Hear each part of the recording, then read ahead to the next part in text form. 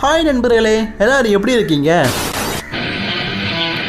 இனி நடந்து முடிஞ்ச ஸ்மாக்டவுனில் WWE பார்த்தீங்கன்னா நிறைய முக்கியமான விஷயங்களை பற்றி பகிர்ந்துருந்தாங்க. அதை பற்றி தான் இன்றைக்கி நம்ம வீடியோவாக பார்க்க போகிறோம். நீண்ட நாட்களாகவே யுனைடெட் சாம்பியன்ஷிப் இந்த மாதிரி தான் இருந்தது. உமன் டிவிஷனுக்கு ஒயிட்டு, மென் டிவிஷனுக்கு பிளாக்கு. சார் அதை பார்க்கும்போது ஓகே ஓரளவுக்கு இருந்தது. ஆனால் இன்றைக்கி யுனைடெட் சாம்பியன்ஷிப்போடைய டிசைன் இங்கே மாற்றிருக்கிறாங்க. முதல்ல பார்க்கும்போது என்னடா பூனை முடியல பண்ணியிருக்கிறீங்க அப்படிங்கிற மாதிரி தான் இருந்தது. ஆக்சுவலி ட்ரிக் வில்லியம்ஸ் வரும்போது அவருடைய காஸ்டியூம் அந்த மாதிரி தான் இருக்கும். காஸ்டியூமுக்கு ஏற்ற மாதிரி கஸ்டமைட் சாம்பியன்ஷிப்னு சொல்லுவாங்கள்ல, அதை யுனைடெட் சாம்பியன்ஷிப்புக்கு பண்ணியிருக்கிறாங்க. யுனைடெட் சாம்பியன்ஷிப்புக்கு எல்ஐ நைட் பார்த்தீங்கன்னா லைட்டாக அவருடைய ஸ்டாரை மட்டும் போட்டுவிட்டாரு. பட் ஆனால் இவர் முழுக்க பார்த்தீங்கன்னா டைட்டிலோட டிசைனே மாற்றிருக்காரு. ஆக்சுவலி ஒயிட் ஸ்ட்ரிப்பில் யுனைடெட் சாம்பியன்ஷிப் பார்க்க நல்லா இருக்குது. ஆனால் என்ன உமன்ஸுக்கும் இப்போ ஒயிட் இருக்கிறதுனால ரெண்டுமும் ஒரே மாதிரி இருக்குதப்பா அப்படிங்கிற மாதிரி தான் தோணுது. ஆனால் WWE பார்த்தீங்கன்னா இதில் மெனக்கட்டிருக்காங்க. குறிப்பாக பார்த்தீங்கன்னா அந்த யுனைடெட் சாம்பியன்ஷிப்போடைய அந்த ஃபுல்லாக பார்த்தீங்கன்னா அந்த ஃபெதர்ஸ் ட்ராகாக இருக்க மாதிரி பண்ணியிருக்கிறாங்க. ஆக்சுவலி இது நல்லா தான் இருக்குது.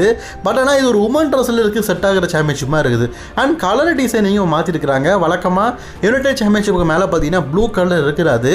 இந்த தடவை பார்த்தீங்கன்னா ப்ளூ கலர் இருக்க மாதிரி காட்டியிருக்கிறாங்க. ஆக்சுவலி இந்த ட்ரிக் வில்லியம்ஸுடைய சாம்பியன்ஷிப் முதல்ல பார்க்குறதுக்கு ஏதோ ஒரு மாதிரி இருந்தாலும் பார்க்க நல்லா இருக்குப்பா இந்த சாம்பியன்ஷிப் அப்படிங்கிற மாதிரி தான் தோணுது. பட் நான் இப்போது சொல்கிறேன், இந்த சாம்பியன்ஷிப் பார்த்தீங்கன்னா ட்ரிக் வில்லியம்ஸுக்கு செட் ஆகுமானா அவருடைய கேரக்டருக்கு செட் ஆகும். ஆனால் இந்த சாம்பியன்ஷிப் மற்ற ரெஸ்லர்ஸுக்கு கண்டிப்பாக செட் ஆகாது. கண்டிப்பாக இந்த சாம்பியன்ஷிப் ஒயிட் கலரில் இருந்தால் நல்லாயிருக்கும், சூப்பராக இருக்கும். அதை கண்டிப்பாக நான் அக்செப்ட் பண்ணிக்கிறேன். பட் ஆனால் உமன்ஸுக்கும் ஒயிட் கலரில் இருக்கிறதுனால WWE அப்படி ஒயிட் கலரில் பண்ண மாட்டாங்க. ட்ரிக் வில்லியம்ஸோடைய கேரக்டருக்காக ஒயிட் கலராக மாற்றிருக்கிறாங்க. மிந்துள்ள சாம்பியன்ஷிப்புக்கும் இப்போ உள்ள சாம்பியன்ஷிப்புக்கும் ஒரு சில வித்தியாசங்கள் இருக்குது. அது என்னது அப்படிங்கிறத கமெண்ட் பண்ணிக்கோங்க. ஆனால் இந்த சாம்பியன்ஷிப் ட்ரிக் வில்லியம்ஸோடைய கேரக்டருக்காக கொண்டு வந்திருக்கிறாங்க. இந்த சாம்பியன்ஷிப் பார்க்கறதுக்கு எப்படி இருக்குது அப்படிங்கிறதையும் கமெண்ட் பண்ணிக்கோங்க.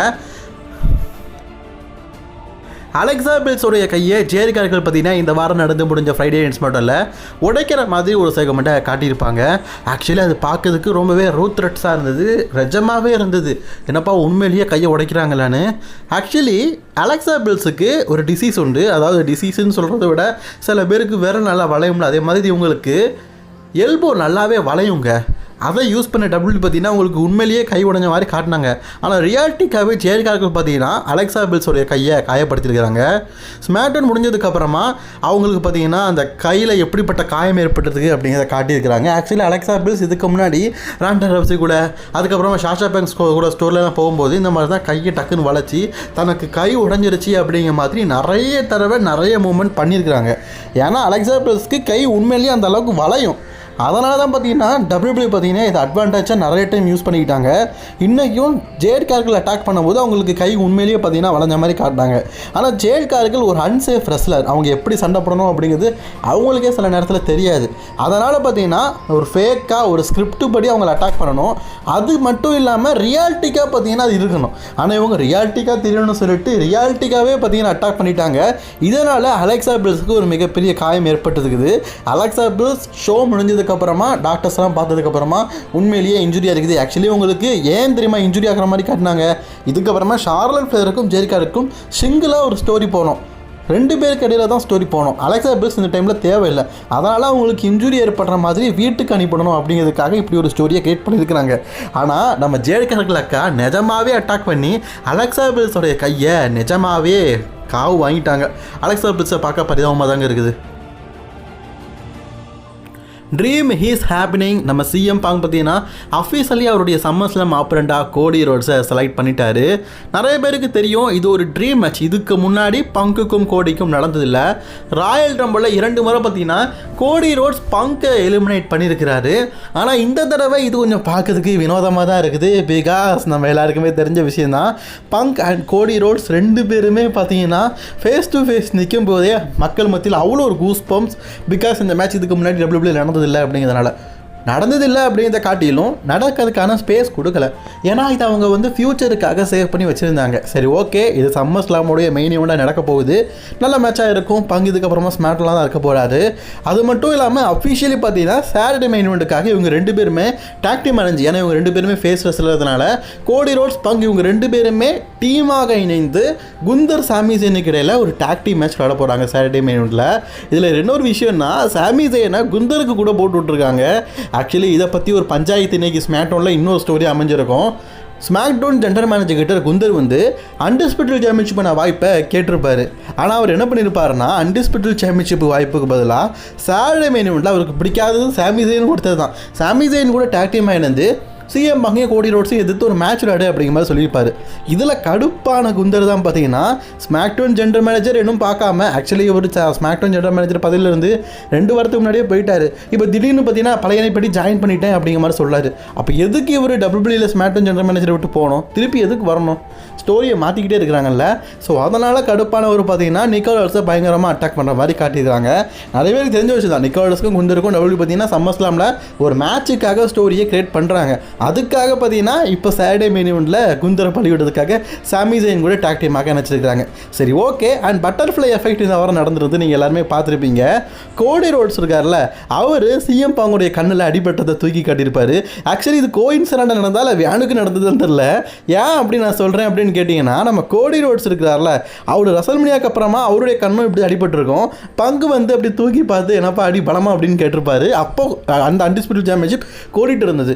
இப்போ அன்டிஸ்பியூட்டட் சாம்பியன்ஷிப் பங்குட்டு இருக்குது. பங்குக்கும் கண்ணில் அடிபட்டு இருக்குதா, என்னப்பா அடி பலமா அப்படின்னு சொல்லிட்டு அவரும் தூக்கி காட்டுறாரு. இதை பார்க்கும்போது உண்மையிலேயே கோஇன்சிடெண்ட்டாக இருக்குல்ல. அதே அதாவது ஹிஸ்டரி இஸ் ரிப்பீட் அப்படிங்கிற மாதிரி தான் இருக்குது. அன்னைக்கு நடந்தது இப்போ மீண்டும் நடக்குது. இவங்களுக்குள்ள ஸ்டோரியை டபிள்யூ பார்த்தீங்கன்னா சூப்பராகவே கொண்டு போவாங்க. சம்மர்ஸ்லாமில் நான் அந்த மேட்சுக்காக பெரிய லெவலில் வெயிட் பண்ணுறேன். பிகாஸ் இதுவரைக்கும் டபிள்யூவில் நடக்கலை. அது மட்டும் இல்லாமல் 2 பேருமே ஃபேஸ் அப்படிங்கிறதுனால கண்டிப்பாக சம்மர்ஸ்லாமில் நம்ம எதிர்பார்க்காத ஒரு ட்விஸ்ட் இருக்கும். கண்டிப்பாக 2 பேரில் ஒருத்தர் ஹீல் கேரக்டரை மாற்றுவாங்க அப்படின்னு நம்புகிறேன். வெயிட் பண்ணி பார்ப்போம். ஆக்சுவலி இன்றைக்கி ஜேக்கப் ஹார்ட் சோலோ சிக்காவுக்கு மரண பயத்தை காட்டிட்டாரு. ஒரு காலத்தில் அவர் எப்படி இருந்தாலும் இன்றைக்கி எப்படி ஆகிட்டார் சோலோ சிக்காவா. பிளட் லைன் ஸ்டோரியை ஸ்மாக் டவுன் ரான்னு சொல்லிட்டு 2 பிராண்ட்லையுமே பார்த்தீங்கன்னா டபிள்யூ டெவலப் பண்ணிட்டு இருக்காங்க. ஆனால் இது எங்கே கொண்டு போக போகிறாங்க அப்படின்னு தான் எனக்கு தெரில. இன்றைக்கி ஜிம்மி யூஸுக்கும் ராய்ஸ்க்கும் மேட்ச் நடக்கும்போது வழக்கம் போல் ஜிம்மி யூஸோ அட்டாக் பண்ணதுக்காக எப்போவுமே அட்டாக் பண்ணுற சோலோ சிக்காவா இந்த வாரம் அட்டாக் பண்ண வந்திருப்பார். ஆனால் இந்த தடவை தடுக்கிறதுக்காக பார்த்தீங்கன்னா ஜேக்கப் ஹார்ட் வந்திருப்பார். தொடர்ந்து ஜிம்மி யூஸோவை அட்டாக் பண்ணிட்டு இருக்கிறதுனால கோமடைந்த ஜேக்கப் ஹார்ட் ஒரு மூளையில் ஜேக்கப் ஹார்ட் பார்த்தீங்கன்னா சோலோ சிக்காவை போட்டு அவரோட கழுத்தில் சேரை போட்டு அப்படியே நெரிக்கிற மாதிரி காட்டியிருப்பாங்க. கிட்டத்தட்ட அவருடைய கெரியரே முடிச்சிருப்பாரு. ஆனால் ரோமன் ரெயின்ஸ்க்கு நீ தேவை அப்படிங்கிறனால உன்னை விடுறேன் அப்படின்னு சொல்லிட்டு போகிறாரு. ஆக்சுவலி நான் ஆல்ரெடி சொன்னது தான், ரோமன் ரெயின்ஸோட பேரை வச்சே இதுக்கு முன்னாடி டபிள்யூ பார்த்தீங்கன்னா 2022-23 பிளட் லைனில் அனுப்பி ராவை பயங்கரமாக ஆட்டலிச்சாங்க. அதே தான் இப்போ ஸ்மாக் டவுன்லையும் பண்ணுறாங்க. ரோமன் ரெயின்ஸ் அப்படிங்கிற பேர் மட்டும் இல்லை, பிளட் லைன் மெம்பர்ஸை ஸ்மாக் டவுனுக்கு அனுப்பி அங்கேயும் ஒரு ஸ்டோரியை டெவலப் பண்ணி ஒரு இன்ட்ரெஸ்டிங்கான ஸ்டோரியை ரா அண்ட் ஸ்மாக் டவுன் போத் பிராண்ட்லையும் கொண்டு போகிறாங்க. அது நல்லாவே கொண்டு போகிறாங்க. சரி, இந்த சோலோ சிக்காவா பிளட் லைனில் எப்போ தான் சேருவாருன்னு தெரிலங்க. ஏன்னா எம்எஃப்டிலேருந்து பிரிச்சாச்சு. இப்போ பார்த்தீங்கன்னா ரோமன் ரெயின்ஸ்க்கு அகேன்ஸ்டாக ஸ்டோரி போயிட்டுருக்காரு. எப்போ ரோமன் ரெயின்ஸ்குள்ளே சேருவார் அப்படின்னு தான் தெரில. ரோமன் ரெயின்ஸும் பார்த்தீங்கன்னா தன்னுடைய பிளட் லைனை வலுவாக்கணும்னு சொல்லிட்டு ஒவ்வொருத்தரையாக சேர்த்துட்டு இருக்காரு. சரி, இவர் எப்போ ஜாயின் பண்ணுறாரு அப்படிங்கிறத வெயிட் பண்ணி பார்க்கலாம். இன்றைக்கி ஸ்மாக் டவுனில் பார்த்தீங்கன்னா பேரன் கார்பன் திருப்பி டபிள்யூக்கு ரிட்டர்ன் இருப்பார். யுனைடெட் சாம்பியனான ட்ரிக் வில்லியம்ஸ் மற்றும் கார்மைஸ் இவங்க 2 பேருமே அட்டாக் பண்ணியிருப்பார். ஆக்சுவலி இவரோட ரிட்டனை நம்ம யாருமே எதிர்பார்க்கல. சில நாட்களுக்கு முன்னாடி நான் சொல்லியிருந்தேன், இவர் டபிள்யூபிள்யூவில் பார்த்தீங்கன்னா கான்ட்ராக்ட் சைன் பண்ணிட்டாரு. நான் என்ன நினச்சேன்னா, இப்போ அடிக்கடி பார்த்தீங்கன்னா டான் ஹவுசன் வந்து மிஸ்டரியாக ஒரு கேரக்டர் ஒர்க்க மாதிரி காட்டுறாருல, அதன் மூலியமாக வருவார் நினச்சேன். பட் ஆனால் அப்படி இல்லாமல் நியூவாக பார்த்தீங்கன்னா பேரன் கார்பன் ஒரு கேரக்டராகவே வந்திருப்பார். இதுக்கு முன்னாடி டபிள்யூபிள்யூ ஒரு பண்ணாத கேரக்டரே கிடையாது. நல்ல விதமான கேரக்டர் பண்ணியிருக்காரு. இப்போ ஒரு என்ன மாதிரி கேரக்டர் பண்ணுறதுன்னு தெரில. இதுக்கு முன்னாடி டபிள்யூபிள்யூ பார்த்தீங்கன்னா யுனைடெட் சாம்பியன்ஷிப் வின் பண்ணியிருக்காரு. மீண்டும் யுனைடெட் சாம்பியன்ஷிப் பக்கமே வந்திருக்காரு. இந்த தடவை அவருக்கு ஒரு வாய்ப்பை கொடுத்து டபிள்யூபிள்யூ வெற்றி பெற வச்சால் நல்லாயிருக்கும். சரி, வெயிட் பண்ணி பார்ப்போம். எனக்கு டபிள்யூபிள்யூ பார்த்தீங்கன்னா ரொம்பவே பிடிச்ச கேரக்டரில் பேரன் கார்பனோடைய இந்த லோன் உல்ஃப்னு சொல்லுவாங்க ஒரு கேரக்டர், அது ரொம்பவே நல்லாயிருக்கும். அதை மீண்டும் அவரை பண்ண வச்சா நல்லாயிருக்கும். சரி, வெயிட் பண்ணுவோம் அவருக்கு அந்த கேரக்டர் பண்ண வைக்கிறாங்கன்னு சொல்லிட்டு. பேரன் கார்பன் இப்போ மீண்டும் டபிள்யூக்கு வந்திருக்கிறாரு. உங்களோட கருத்துக்களை கமெண்ட் பண்ணிக்கோங்க. இன்னைக்கான தகவல் அவ்வளோதான். பிடிச்சுன்னா லைக் பண்ணிக்கோங்க. தொடர்ந்து வீடியோ பார்க்க சப்ஸ்கிரைப் பண்ணிக்கோங்க.